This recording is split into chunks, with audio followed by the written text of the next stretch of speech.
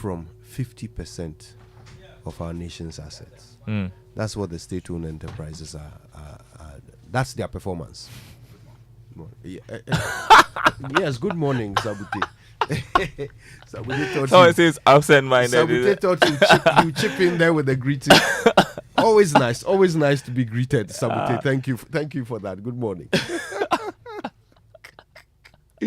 Oh dear.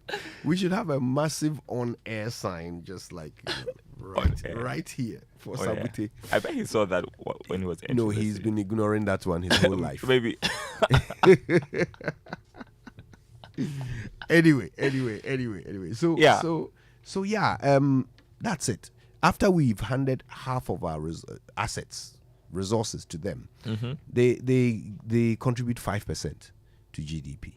Lots of wastage, lots of poor performance, and yet every year we continue to pump resources into them. Yeah, at the beginning of the program, you talked about how in your home, wastage of food is not allowed. I'm even thinking in our case, as a country, we don't have even enough to waste. No. You see.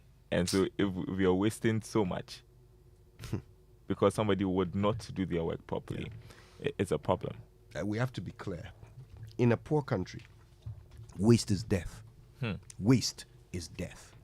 Because anytime you leave an engine running and or you replace something before it's due to be replaced, or you throw money at a problem that doesn't require money solution, anytime that you allow corruption to go unfettered, all of these individual cedis that we are wasting, they are the exact amounts that are required for some pregnant woman to survive, right, to full term. The same amount that is required for, somebody who has had a car accident to have an ambulance come to their aid, is the same amount that is required for someone who is suffering from a treatable disease to be cured. Yeah. The same amount that is required to provide oxygen for someone who is in a hospital. The same amount that is required to put someone with kidney failure on a dialysis machine.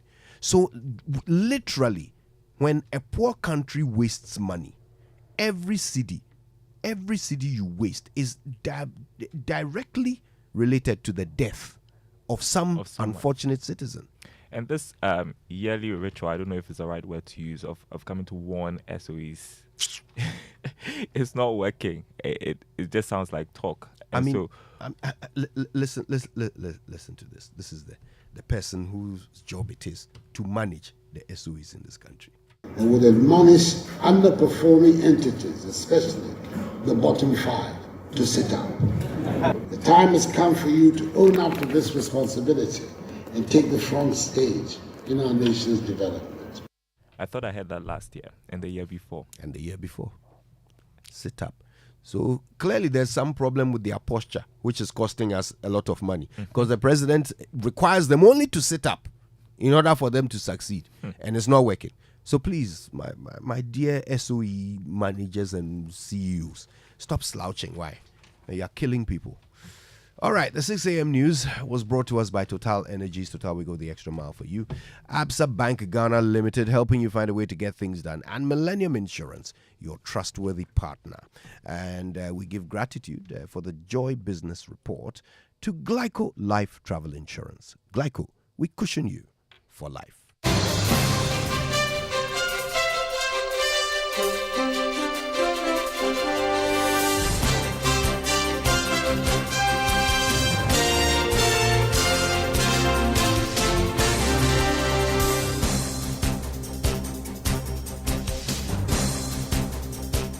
Hi, good morning. Welcome to the Joy Business Report. Coming up, banks operating in Ghana wrote off about 5.9 billion cedis as bad last year. We've got more information for you. Also coming up, securities remain largest component of banks' investment portfolio despite domestic debt exchange program, and government set to tax turnover of businesses for every quarter, even before declared profits by end of year. Details coming up.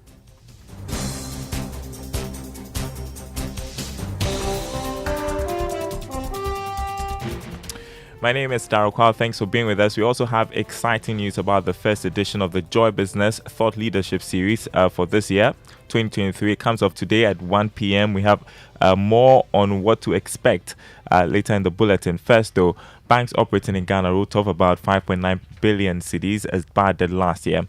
That's according to the Domestic Money Bank's income statement. This is about 184.2% increase over the previous year. Here's more in this Business Desk report. The total provision made were classified as loan losses, depreciation, and others. Though the Bank of Ghana did not give reason behind this bad debt, it is believed that a difficult economic environment that triggered high cost of borrowing may be the main reason. According to the Bank of Ghana, the industry's non-performing loan stock increased from 8.2 billion Ghana cedis in December 2021 to 10.4 billion cedis in December 2022. This is partly reflecting the revaluation of foreign currency NPLs and the deterioration in some domestic currency loan portfolios. In terms of distribution by economic sector, the private sector accounted for a larger stock of NPLs consistent with its larger share of total credit. Its share of total NPLs, however, declined from 96% to 92.4% between December 2021 and December 2022, while the share of public sector NPLs increased from 4% to 7.6%. The construction sector continued to remain the sector with the highest NPL ratio of 29.1%. Meanwhile, securities or long-term debt instruments were the largest components of bank investment portfolio. This is despite the domestic debt exchange program. Its share increased to 76.4% in December 2022 from 75.3% in December 2021. The share of short-term bills or treasury bills in total investments, however, declined to 23.3% from 24.4% over the same comparative period. The share of equity investments remained negligible at 0.3%. Now, government will soon start taxing the turnover of some businesses by end of every quarter, starting March 2023. That's if it's able to secure Parliament's approval for its growth and sustainability levy currently before the House. Here's George Jaffe with more. The Growth and Sustainability Levy Bill is currently before the House. This was after it went through the necessary scrutiny by the Finance Committee of Parliament.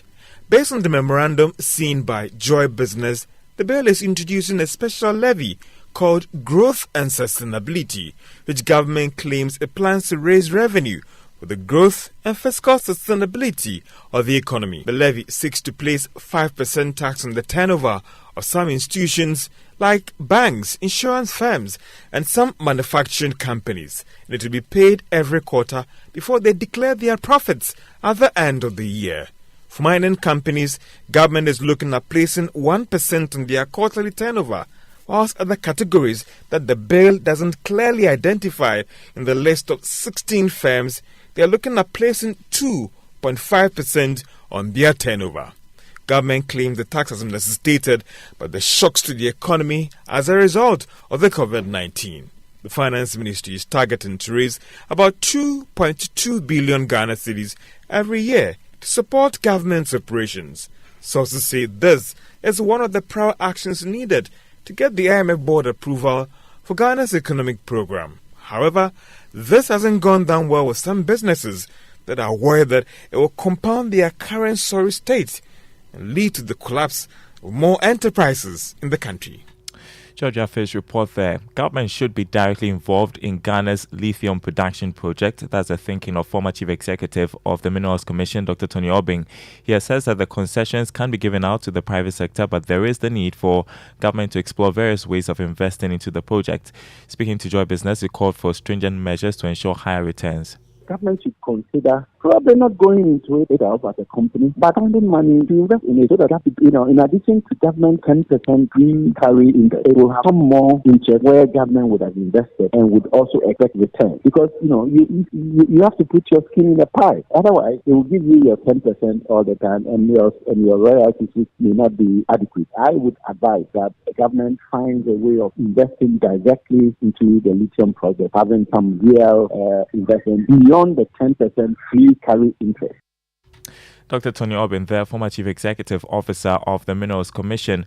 We've got a couple of stories from the agri sector we want to share this morning. Starting with this one, government says it has consistently exceeded the set target of 6% for annual growth rate for the agri sector.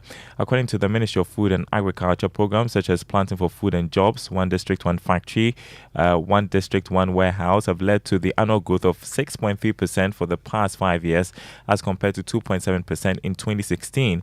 Speaking at a roundtable discussion organized by MEDA, head of agribusiness unit at the ministry, Jeremy Ajiman, indicated that these initiatives by government have led to significant growth in the sector. Government has always prioritized agriculture as is reflected in all national and sectorial development policies, strategies and plans. Targeted government action combined with the sector's potential have ensured that its annual growth rate has consistently exceeded the target set at 6% from 2017 to 2021. The success of the government's actions are obvious from the figures. Achievements. Since inception of the program, the sector growth rate over the past 5 years averaged 6.3%. Head of Agribusiness Unit at the Ministry of Food and Agriculture, Jeremy Ajiman. Well, Minister Designate for the Agri Ministry, Brian Echampong, has underscored the need to pursue aggressive investments in the area of fertilizer and feed production. According to him, that is the only panacea in addressing the lingering issues of fertilizer shortages and the high cost of feed that poultry farmers have had to contend with. Brian Echampong made this known when he appeared before the Appointments Committee of Parliament. We need aggressive investment to be able to achieve the levels in quantity and the levels in cost such that the poultry farmers will have it as an input to be able to produce the poultry to feed the population. I know we do organic fertilizer from compost and peat and poultry droppings, but is it enough to feed the population? I don't think so. There's also inorganic fertilizer, and I know that some individuals are trying to put some investments in the country. And that was Minister Designate for Food and Agriculture, Brian Echampong. You're listening to the Joy Business Report. Now, all is set for the Joy Business Thought Leadership Series, scheduled for today at 1 p.m. The program will be live on the Joy News channel and your super station, Joy 99.7 FM, under the topic Debt Exchange and IMF Deal, a do-or-die affair. Here's more in this report. The speakers include the Director of ISE, Professor Peter Quartey, banking consultant Dr. Richmond Etuahine, CEO of the Ghana National Chamber of Commerce and Industries, Mark Bedu Abuaje, and convener of the Ghana Individual Bondholders Forum, Senyo Hosi. The rest of the panel are economist and senior lecturer at the University of Ghana Business School, Dr. Japoma Jake Dako, financial and investment consultant David Tete, and former finance minister Seth Tekpe. The program will be moderated by George Yafe and Benjamin Akapo. That's all you need to know. So make a date, 1 p.m. This afternoon on the Joy News channel, also on your superstation, Joy 99.7 FM. Next, Investor Eye. And today you must always be careful of social media or social investment schemes. Just because an investment scheme is promoted on an old school association platform or a Keep Fit social media platform does not mean you should go and invest. Let's hear from Emmanuel Mensah Pia, Director in charge of Risk Management Department at the Securities and Exchange Commission. Then there's the social consensus tactic. The social consensus tactic is where they give you the impression that everybody is doing it. So you should also do it. But you are not everybody. So your needs and how you structure your finances may not suit everybody. So you need to be careful of just joining a bandwagon, maybe of a certain group of professionals, or you attended school with some people and they are all investing and they are promoting it at your school gatherings and so on, and say, and so because of that you join. No. Emmanuel Mensah, PR Director in charge of Risk Management Department at the Securities and Exchange Commission. So remember, you must always check with the regulators such as the Bank of Ghana or the Securities and Exchange Commission to confirm that the investment company that you are signed up to has been licensed before you put your monies in that company. Investor Eye is designed to educate and create awareness on various scams. Now, the markets as we wrap up. On the currency market this morning, dollar going for 12 cedis 85 pesos, the pound going for 15 cedis 20 pesos, and the euro selling at 13 cedis 40 pesos. On the commodity market, crude oil lost marginally, selling at $83 a barrel. Gold opened trading at $1,838.56 an ounce, and cocoa went up by $24 to open trading at $2,771 a ton.